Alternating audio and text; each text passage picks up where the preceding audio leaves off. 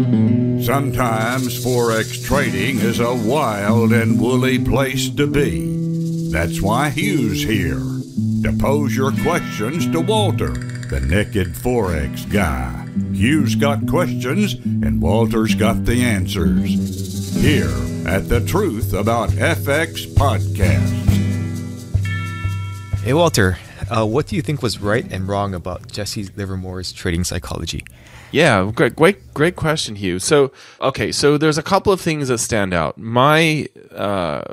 First of all, a lot of people probably don't know, or maybe you do know, that Jesse Livermore took his own life. So I know a lot of people talk about how his book was so great and all that, or the thinly veiled biography, Reminiscences of a Stock Operator. We can put the link for that up in the show notes for this episode so that you can check it out if you haven't read the book. You know, it kind of relates to forex traders today, even because back in the day, Jesse was trading with these crooked brokers that they called bucket shops, you know, and forex has a dirty name too because these crooked brokers or whatever, and people selling you know, automated robots and all. It's kind of has a dirty name. Well, you can kind of relate to Jesse's world where people were going and trading with these so-called bucket shops. But here's the thing about Jesse. Two things that stand out for me.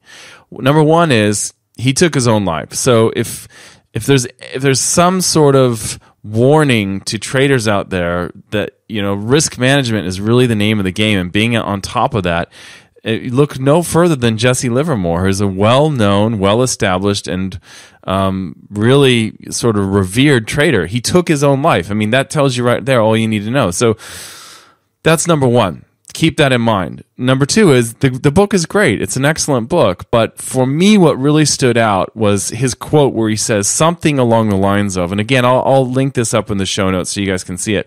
But Jesse Livermore says something along the lines of this. He says, look, any fool can be right, you know, to buy at the right time or sell at the right time in the market. Any fool can do that. Anyone. It happens every day that someone gets into a trade at the perfect time. He said it takes real guts and patience to wait it out.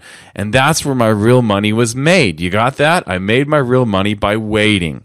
And so that's something that I think a lot of people should probably keep in mind. For example, like I'm just thinking about a trade that I took while I was sleeping last night, a trade that triggered for me, which was a really tight stop loss. It had 25 pip stop and trades up 75 pips right now. So that's a 3-to-1, right?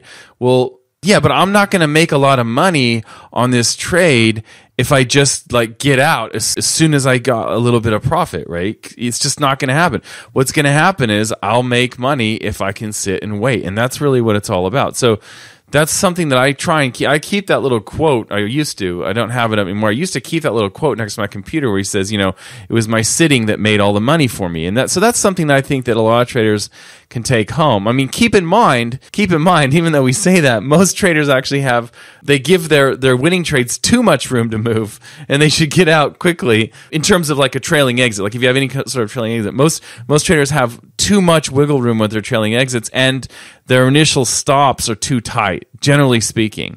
But overall, I just want to make those 2 points, that yes, you make money by waiting in this game, and two, you have to be really, really careful, guys, with your risk management. If you can't get that right, it probably is not for you.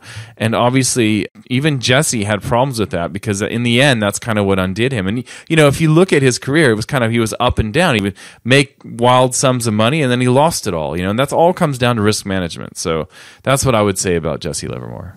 Okay, cool. Thanks for that, Walter. Thanks.